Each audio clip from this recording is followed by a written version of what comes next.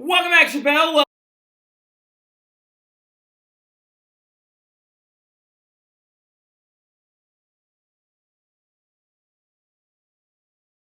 Welcome back to your flip classroom and our continuing discussion of the French Revolution, right? The French Revolution that we were talking about after or before break, we're now talking about after break, right? Now, the big thing about speaking of before and after break and stuff like that, a lot of y'all gonna just go ahead and throw out there and need to go ahead and start banging out that study guide, all right? Looking at some of the performances we had on some of these warm-ups and stuff like that in the last couple of classes, definitely going to need y'all to go ahead and start brushing up on your French Revolutionary knowledge, your American Revolutionary knowledge, and then also your Enlightenment knowledge as well, all right? Now, speaking of, though, we left off in class talking about the Women's March on Versailles, right? That really fabled event of the French Revolution where a bunch of angry women are going to walk 6.5 hours from Paris all the way to Versailles to tell the king what's up, to get their children fed, and to get that royal family relocated from Versailles back into Paris, right? Now, this, of course, as we remember, was all instigated by a very, very important French revolutionary figure that we'll keep talking about as this entire event progresses. A man by the name of Jean-Paul Marat, right? That sewer journalist that actually, popped up out of the sewers when the revolution itself actually started. And he is, of course, that same guy that, had to, sit in a medical bath for, several hours a day because he actually literally, had a skin disease from living in the sewers. But again, why was he in the sewers in the first place? Due to the fact that he was writing inflammatory news articles about the royals and about elites before the revolution began. So the revolution is really showing us in a lot of different ways the changing tides of France, right? We were witnessing early on, right, that the king and queen always lived in Versailles. Now they live in Paris, right? We witnessed early on by looking at Jean-Paul Marat, there are things you couldn't write about the royals. Now you can basically write whatever you want, right? So freedom of press is now coming along. Also, we also have seen in many other revolutions a small role that women have played, whereas women are playing a much larger role in this revolution, right? I mean, they are playing such a significant role, in fact, that they literally are forcing the royals to return back to Paris, right? So it's a really major event, the Women's March on Versailles, and it's considered one of the most important events of the liberal phase of the revolution, right?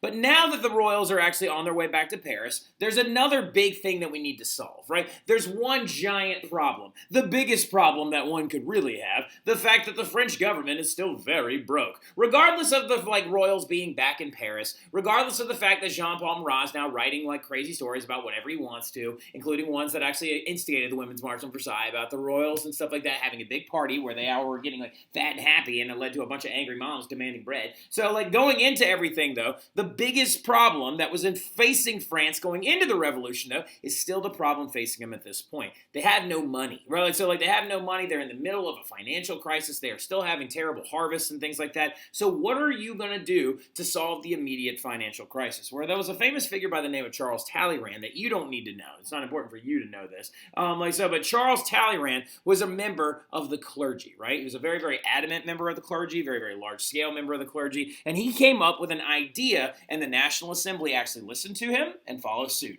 And he came up with a concept known as the civil constitution of the clergy, right? Now, as we've already seen with the French Revolution, the nobles have already been giving up their titles and rights and funds and monies and feudalism and feudal dues and stuff like that. The nobles have already given up a lot of different stuff, right? The clergy, on the other hand, still retains a lot of its land and still retains all of that money that was remaining untaxed throughout most of France, right? So the clergy and the church have and can and possess a ton of financial gain that the revolution can use to solve its immediate financial crisis. So what's going to happen is the National Assembly, under the guidance of several members of the clergy, like Charles Talleyrand, is going to solve that immediate financial crisis by literally stripping the church of a lot of different items, of a lot of different stuff, including their land, their tithes, and then also they're going to force these clergy members to take an oath of allegiance, right? Now, this is a very, very important moment in European history in general because it's showing us for the very first time a country is trying to basically tame the church, right? Instead of going the other way around where it's always been the church taming other countries, right? Telling kings and queens what they will and don't want them to do, telling them which religion they want them to or to not pick, right? The thing that's going to end up happening here is the country of France under the National Assembly is now telling the church how they can and cannot operate within France. And one of the biggest things about it is this oath of allegiance. This oath of allegiance made the clergy members take an oath swearing that they would actually worry about France before worrying about the Vatican. Vatican. Worry about its people before worrying about its financial gain. Worry about the souls of their people of France rather than worrying about the financial gains of the church itself, right? And now what's going to end up happening, though, is, as you probably are already thinking, some priests are going to take this oath, some of them are not, right? The ones who choose to take this oath are going to be called swearing priests, right? Swearing priests. Go ahead and write that down. Ones who agree to the oath are called swearing priests. Not like a priest like Father Andrew or Father Edward getting up in front of everybody and be like, oh my God, how is everybody bleeping doing today? Like, so like not doing like that swearing, right? But swearing is in actually honoring the oath, right? Now, the other ones, though, were known as refractory priests. R-E-F-R-A-C-T-O-R-Y. Refractory priests, right? Refractory priests were the ones that refused to take the oath, and they actually got locked up in jail, right? And we'll actually talk about those priests a little bit later on, but the ones who actually refused the oath do end up going to prison, right? Now, the state of France around 1791, though, going into from when the October March happened, the Women's March happened in 1789, and then for most of 1790, it's the National Assembly trying to figure out how they're going to solve financial crises and how they're going to try and solve some of the immediate problems that were actually facing France going into the Revolution in general. The state of France, though, around 1791, the royal family is under house arrest, right? And France wants to keep their monarchy. And by the way, they're under a very cushy house arrest. They're actually under house arrest at this thing. It's called the Tuileries Palace, right? The Tuileries. Tuileries, by the way, is spelled T-U-I-L-L-E-R-I-E-S, right? So like T-U-I-L-L-E-R-I-E-S. T-U-I-L-L-E-R-I-E-S. The Tuileries Palace, right? Which was the former residence of the royals before they actually moved out to, or one of the former residence of the royals before they moved out to Versailles under Louis XIV. But the biggest thing about it is the Tuileries is a massive palace in and of its own right. The king and queen were allowed to kind of move in and out of it a little bit. They were allowed to go to royal functions and stuff like that, but they were still placed under house arrest and were expected to do certain things. Like Louis, for example, had to sign the Declaration of the Rights of Man. But the thing about it, though, is that the civil constitution of the clergy, the suppression of the church, became literally this one thing that would just eat at Louis' subconscious for like days and days and days on end. For weeks and weeks and weeks and weeks, what's going to end up happening is Louis is going to sit there and look at the church because he was a devout Catholic, and he's going to be like, I can't believe I allowed the French government to tell the Catholic Church that they had to swear allegiance to France before they swore allegiance to the Vatican, right? And it ate at him so much so that he decided that he couldn't take it anymore, and that he felt as though if the royal family stayed, that if they did that to the church, how much longer until the National Assembly does it to him. So he decides to try and get his family out of Dodge, right? And he literally tries to escape, right? And this moment in history is known as the Flight to Varennes. In June of 1791, King Louis, Marie Antoinette, and their children all tried to escape France and get to a small town known as Varennes in France, right? About 120 miles outside of Paris. They were literally going to try and get to Varennes, where a local military there that was still loyal to Louis would then ferry them over to the border into the Austrian Netherlands, where they would then be safe, right? Now, why do you want to go to Austrian-owned territory? Because Marie Antoinette is from Austria, right? And her brother is the King of Austria, Leopold II. So in the back of Louis's mind, he's like, oh, if we can go ahead and get all the way over there, we can maybe get an army and we can come back and we can reinvade and stuff like that. The king and his family tried to escape to Austrian lands during the flight to Varennes, but what's going to end up happening, though, is the flight failed miserably, right? And we'll talk about that in class and talk specifically about what about the escape attempt went so poorly and stuff like that, because it was a decent idea and stuff like that actually came up with by this Austrian general by the name of Axel von Fersen. So the thing about it, though, is it failed pretty miserably, and a lot of it due to Louis and some of the decisions he made, right? The flight failed and the family was eventually captured and arrested, and the failure destroyed any remaining popularity that they had with the people of France. So now, at this point, after that failed flight, what's the biggest result of this failed escape attempt is going to be the fact that it is just probably a matter of time until these people end up put in a real prison, not under a fancy house arrest prison. It's probably a matter of time until they all end up dead, right? Because literally the people of Paris are like, when they were being brought back in from their escape attempt, were throwing rocks and mud and all this different stuff at the carriage, demanding to abolish the monarchy and go to a republic instead, right? But we're going to talk more about that when I get back to you in class, and y'all are going to watch the rest of this flip that I actually recorded last year, where we talk about the sans-culottes and how things are getting progressively more violent. But I'll see y'all then. Y'all have a good one. Are so sick and tired and fed up with them that they're deciding, a lot of them, that they don't even want them around anymore, right? Now, the big thing about it, though, is as we're going on in this revolution, for a long time, the revolution was led almost purely by the National Assembly, right? So when we're looking at this thing, you got to understand we are seeing the rise of some new groups, right? We're seeing some new groups pop up during the French Revolution that are starting to actually demand different ways and different functionality to how we should actually fix this revolution, right? Well, one of these new groups is going to be called the Sans-Culottes, which they've actually been there the whole time. They just have never had a name, right? So the thing about it, though, in general, is you got to remember at the very beginning of the revolution, the bourgeois basically ran the whole thing, right? The National Assembly that was formed at the Tennis Court Oath, those are all bourgeois members, right? They're all the wealthier of the Third Estate members that are educated and classically trained and can go to this meeting to try and solve the financial crisis. Well, the thing about it is that it seems to me, though, that it's probably not a lot of bourgeois members who are marching on Versailles. These women, these poissards, are working women that marched on Versailles. They're from the poorer classes, right? The people who stormed the Bastille, those are from the poorer classes, right? So the thing about it is this whole time that we've been referring to those people as leading up to this is this group called the mob, right? The mob of France and the mob of Paris and stuff like that. Well, at the beginning of the revolution, the bourgeois called themselves the National Assembly, and the mob did all the dirty work for them, right? They went and burned down the Bastille. They raided the Hôtel des Invalides. They actually went and did all these different things. Well, the thing about it is after the failed flight, this mob is becoming self-aware, and they're like, you know what? There is not nearly enough violence or action in this revolution that I want, right? And the poorer people, the mob, is deciding that they want two things out of this revolution now. They are looking for more blood and they want more bread, right? They want to see people die and be executed for their crimes against the French people, and they want to be fed, right? Because they want simple, easy solutions. Well, the mob, as they begin to grow and actually begin to function, poorer members of the revolution who are actually pro-violence and pro-intense and pro-radical are calling themselves now the Sans-Culottes, which is actually a hilarious name. It makes me really, really happy. So these right here are members of the Sans-Culottes, right? You can see them right here wearing their red caps of liberty, wearing their tricolor cockades and stuff like that. But as you can see as well, their fashion and style and design is a little bit from the poorer echelons of society, right? These pants that they're wearing are very loose-fitting. Well, the thing about this funny little name is that this name, Sans-Culottes, literally means without pants, right? So like now they weren't running around like all Winnie the Pooh with just like one t-shirt on and no pants on. They actually wore loose-fitting trousers that working men would wear and stuff like that. Not these fancy pants that actually the bourgeois members wore that are actually known as like leggings or knickers at the time, K-I-N-I-C-K-E-R-S, right? So these like tight-fitting pants that rich people wore, they didn't wear those. So they were referred to themselves as the Sans-Culottes, right? And what they are is they are the organized mob members, right? They're the radical revolutionaries that believe that they want to see more intensity, more blood, more over the top. They want executions and want the rich and the wealthy and the royals included to be punished for the things that they have done against France, right? So this is a little bit of a scary moment in France because we're seeing the division of ideas, right? Now this is really, really important because the key central idea at the very, very beginning of the French Revolution was we want change. We want fairness, we want equality before the law, we want Enlightenment era values, right? Well, the thing about it is like by 1791,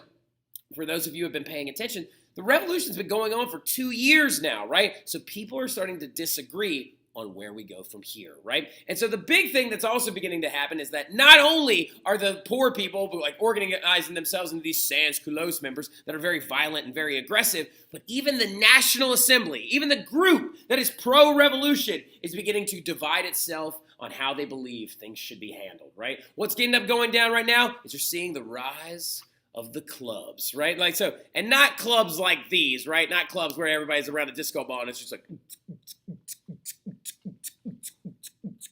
not clubs like that, okay? We're talking about clubs actually more like these, right? Clubs of organized free men and stuff like that that are getting together and deciding how they think the revolution should go, right? So the thing about it is you got to like kind of think about it like political parties, right? It's like political parties are beginning to rise up. And there's two key groups that you need to make sure you know. You got two of them, all right? You got two very different groups, but still two of them all the same. They start out as the Jacobins, and the other one is called the Girondins, right? And the way that they want to see the revolution go is the exact opposite from one another, okay? So the Jacobins, first and foremost, are the radical. the violent, the extreme, the intense, the over the top, right? They're the ones that believe that these uprisings by the Sans-Culottes, that the Sans-Culottes are right, that we should be actually punishing the nobles and executing them and getting after them and punishing people that actually disenfranchised France and put France in the situation where they had to have a revolution in the first place, right? But then you have the Girondins, right? And the Girondins are more moderate. They want to resist violence, and they want to actually bring the revolution to end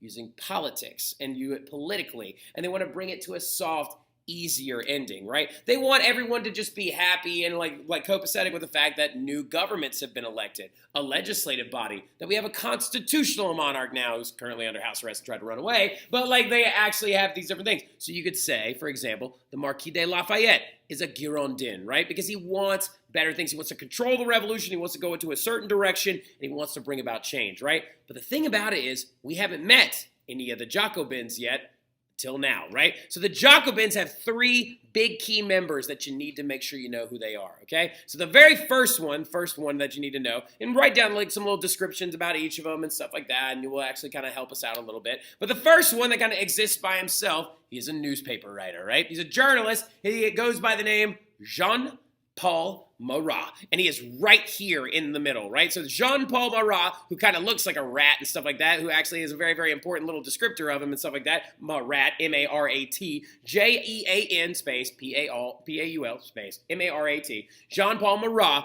is a very, very famous newspaper writer from the French Revolution. He actually was very famous for having one particular newspaper that was called La Émue des Poupées, and it actually looked like this. As you can see, it's actually called La Émue des Poupées. It literally means friend of the people, right? And he would write these different newspaper articles all the time, but he's a Jacobin newspaper writer. So all of these articles would be filled with these really extreme things, talking about Louis and how he was eating well, and talking about the nobles and how they destroyed France and how they put everyone in the position that they were in, right? And actually, at one point before the revolution ever even started, way before the revolution ever even started, like actually like back in the day before like the National Assembly or the Estates General ever even like came to be, Marat actually had to live in the sewers of Paris to escape being arrested by the royals due to the fact that the royals wanted him arrested because he was writing slander about them, right? He was talking about, oh, Marie Antoinette cares more about Austria than she does about France and stuff like that. And he had to hide down in the sewers to keep from being arrested. And actually, I feel like that's the best way to remember him is because he's the rat, Marat, M-A-R-A-T, right? And so the thing about it as well is while he was living down in the sewers,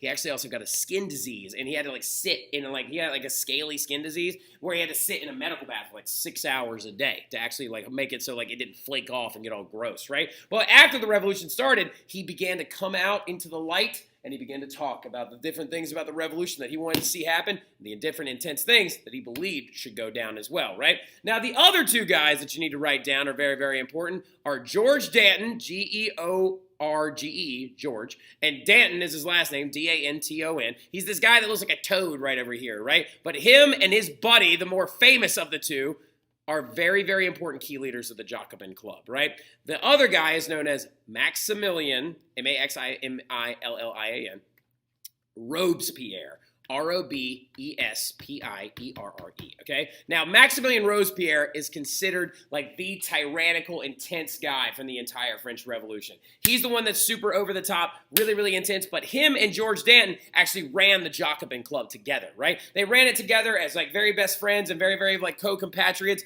but the thing about it is George Danton and Maximilian Robespierre both believe in a central key core idea, that the royals need to die, right? Like, so they believe the royals need to die and that there needs to be blood and executions in the streets deciding how this revolution should go. So really, really quickly, when you actually look at two figures that don't believe in the same ideas, you have the Marquis de Lafayette on one side, who wants an orderly, not intense, not over-the-top revolution that gives people more rights and more Enlightenment freedoms. Whereas Maximilian Robespierre wants to purge and cleanse France through executions of the wealthy and royals, right? And George Danton is right there believing with him, and Jean-Paul Marat believes with them as well, right? So these famous Jacobins are going to become very important as we go forward. And the best way that I like to try to remember the Jacobins and the Girondins as well is I sometimes call the Jacobins Jerrys because they're kind of like Tom and Jerry, you know what I'm talking about? As in the Jerrys, the Jacobins, are really intense, and he like beats that cat almost to death with like a frying pan all the time and stuff like that, which is crazy. And the Girondins are a little bit more calm. They're a little bit more like Gary from SpongeBob with the nice little meow and all that fun stuff, right? So just just so you understand, though, is that these two new groups are rising up, right?